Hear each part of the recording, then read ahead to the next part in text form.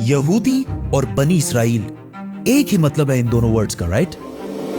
No, बल्कि ये एक बहुत बड़ी गलती है जो डेली हम सारे ही कर रहे हैं, क्योंकि यहूदी और बनी इसराइल इन दोनों वर्ड्स में बहुत बड़ा डिफरेंस है। आज से 4000 साल पहले इब्राहिम अलैहिस्सलाम फलस्तीन, जिसे उस जमाने में किनान कहा जाता था, इधर पहली बार आबाद हुए, जिधर इब्राहिम अलैहिस्सलाम के 2 बेटे हुए, इस्माइल और इसहाक। तौरात में अल्लाह ने इब्राहिम अलैहिस्सलाम के दोनों बेटों से वादा किया था कि मैं तुम दोनों को ग्रेट नेशंस, अजीम कौमें बनाऊंगा और तुम दोनों की औलाद बहुत ज्यादा नंबर्स में होगी। इस्माइल अलैहिस्सलाम फलस्तीन को छोड़कर अरब में मक्का में आबाद हुए, वी ऑल नो दैट। लेकिन इसहाक अलैहिस्सलाम अपने वालिद के साथ फलस्तीन में ही रहे।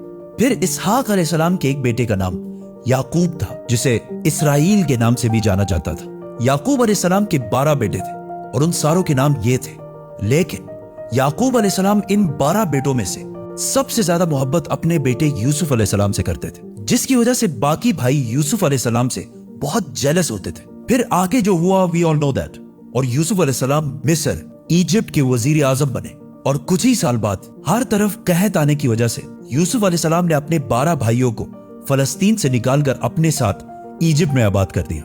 आहिस्ता आहिस्ता याकूब अलैहिस्सलाम इसराइल के इन 12 बेटों की औलादें इजिप्ट के हर फील्ड में फ्लरिश होने लगी। बिजनेस, ट्रेड, एग्रीकल्चर, सब में बहुत ताकतवर और स्ट्रांग होने लगी। जिस तरह आज भी यहूदी जिस भी मुल्क में रहते हैं वहां की सबसे पावरफुल कम्युनिटी बन जाते हैं। इजिप्ट में बनी इसराइल की ताकत से घबराकर आहिस्ता आहिस्ता फिरौन ने इन पर जुल्म करना शुरू किया और आखिर सारे बनी इसराइल को अपना गुलाम बना दिया। लेकिन 400 साल बाद अल्लाह ने इन्हीं 12 कबीलों में से एक कबीले लेवी की औलाद में से एक को चुना, जिसका नाम था मूसा अलैहिस्सलाम, जिन्होंने बनी इसराइल के 12 कबीलों को फिरौन की गुलामी से आजाद कर दिया और उन सारों को अपने साथ फलस्तीन की तरफ ले गया। और अल्लाह के हुक्म से मूसा अलैहिस्सलाम ने बनी इसराइल से कहा कि फलस्तीन पर हमला करो। लेकिन बनी इसराइल ने जवाब दिया कि आप और आपका रब जाकर लड़ें, हम इनसे नहीं लड़ सकते।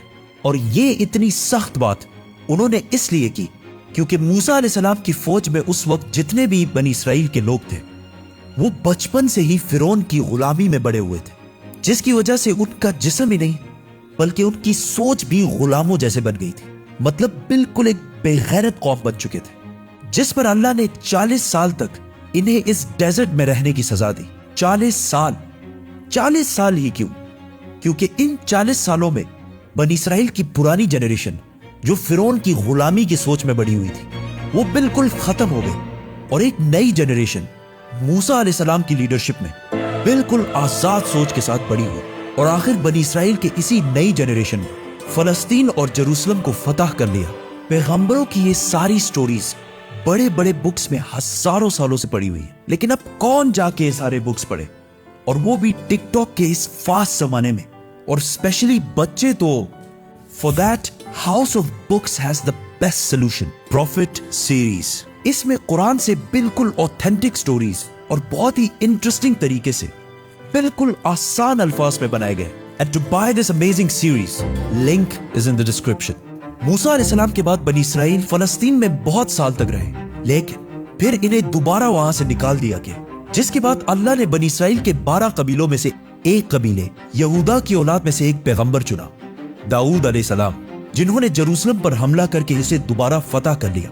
और उनके बेटे सुलेमान अलैहिस्सलाम ने यहाँ पहली मस्जिद, टेंपल बनाया। अब बनी इसराइल का सबसे ताकतवर कबीला यहूदा की औलाद बन चुकी थी, क्योंकि सुलेमान अलैहिस्सलाम दुनिया के सबसे ताकतवर बादशाह का ताल्लुक यहूदा के कबीले से था। लेकिन सुलेमान अलैहिस्सलाम का बेटा रहबाम अपने वालिद की तरह जीनियस नहीं था, जिसकी वजह से यहूदियों के इन 12 कबीलों की आपस में बहुत सख्त लड़ाई शुरू हो गई और आखिर सुलेमान अलैहिस्सलाम की ये अजीम सल्तनत 2 टुकड़ों में बट गई। बनी इसराइल के 10 कबीलों ने अपने आप को यहूदा कबीले से आजाद कर दिया और एक नई एम्पायर बनाई, द किंगडम ऑफ इसराइल। और सिर्फ 2 कबीले यहूदा और बिन्यामीन अपनी जगह पर ही रहे। बनी इसराइल के इन्हीं लड़ाइयों की वजह से अल्लाह ने इन पर अजाब नाजिल किया नियो असेरियन एम्पायर की शक्ल में, जिन्होंने सीरिया से फलस्तीन पर हमला किया और किंगडम ऑफ इसराइल उन 10 कबीलों पर कब्जा कर लिया और बनी इसराइल के सारे किंगडम को बिल्कुल तबाह कर दिया, जिसकी वजह से बनी इसराइल के 10 कबीले अपनी जान बचाकर फलस्तीन से हर तरफ भाग गए। इसके बाद एसेरियन एम्पायर ने सुलेमान अलैहिस्सलाम की सल्तनत यहूदा कबीले पर भी हमला करने की कोशिश की, लेकिन वो इसे फतह नहीं कर सके। अब यहां मसला ये हुआ कि बनी इसराइल के 10 कबीले फलस्तीन छोड़कर भाग गए और उनमें से बहुत सारे यूफ्रेटिस दरियाए फुरात के ईस्ट में आबाद हुए और आहिस्ता आहिस्ता इनका रिलीजन और कल्चर बिल्कुल बदल गया और दुनिया में बनी इसराइल के पुराने रिलीजन पर सिर्फ 2 ही कबीले बाकी रहे, यहूदा और बिन्यामीन का कबीला।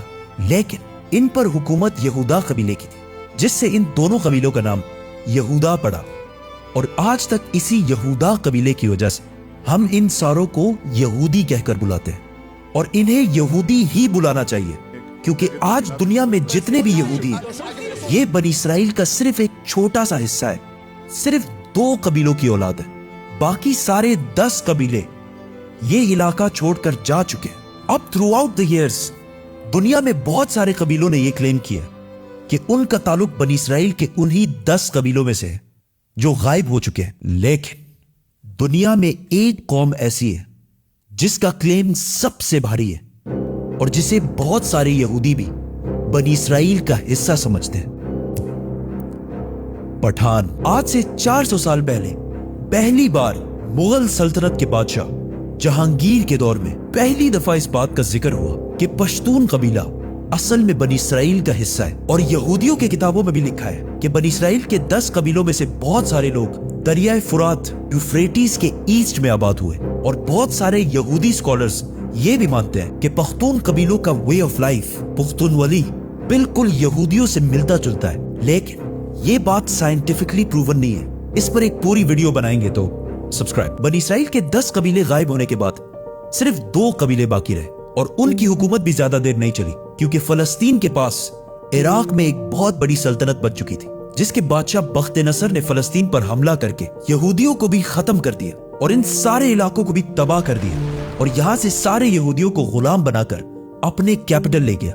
बख्त नसर ने उस टेंपल को भी तबाह कर दिया जो सुलेमान अलैहिस्सलाम ने बनाया था। लेकिन इस सब के 70 साल बाद ईरान के एक बहुत ही नेक बादशाह ने यहूदियों को गुलामी से निकालकर वापस फलस्तीन में आबाद किया और उस टेंपल को भी दोबारा बनाया जो सुलेमान अलैहिस्सलाम ने बनाया था। लेकिन 600 साल बाद एक बार फिर रोमन एम्पायर ने इस टेंपल को दोबारा तबाह कर दिया और आज तक ये टेंपल दोबारा नहीं बन सका और आज उस टेंपल की सिर्फ एक दीवार बाकी है, जिसकी वजह से पूरी दुनिया से यहूदी यहाँ इबादत करने के लिए आते हैं और ये दीवार ऐसी है जैसे मुसलमानों के लिए काबा। लेकिन अब क्वेश्चन ये है कि यहूदी इतने पैसे और इतने ताकत के बावजूद इस टेंपल को दोबारा बना क्यों नहीं रहे? क्योंकि यहूदियों का मानना है कि बहुत जल्द इनका एक मसीहा आएगा और वो पूरे बनी इसराइल को दोबारा फलस्तीन में जमा करेगा। इवन उन 10 कबीलों को जिनमें से बहुत सारे मुसलमान हो चुके हैं, उन सारों को जेरूसलम फलस्तीन में दोबारा यूनाइट करेगा और वहां से फिर दोबारा